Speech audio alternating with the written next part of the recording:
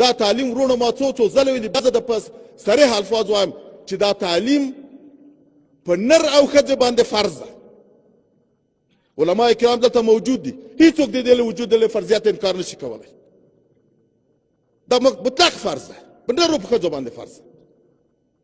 هیڅوک هیڅ دلیل نه لري بدون له دې چې یا به د طبیعت خبره وي چې زه دا نه منم یا دا د احد شرعي دلیل هیڅوک نه لري په دې کې چې وایي داسې. دلته په لسګونو په سلګونو فتواې موجود دي.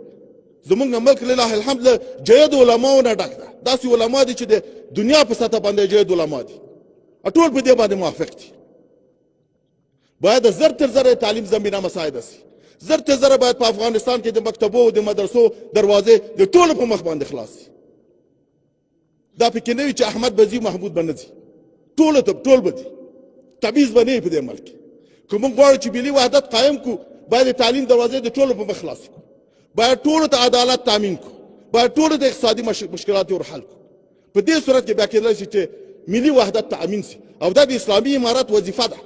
یو له فرایضو نه دا ده چې دې ته به زمینه به ساعدوي او جوړوي به.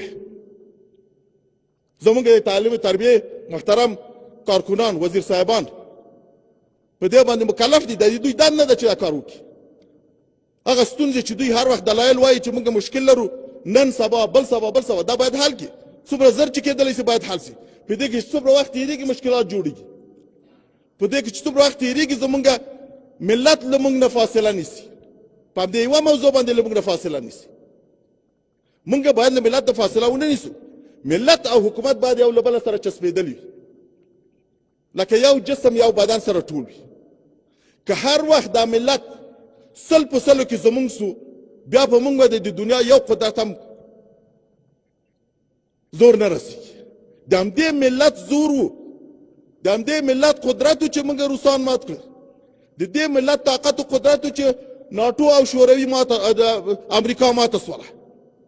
همدا ملت چې موږ ته خپل بچیان راکولې جهاد سنګر ته. همدا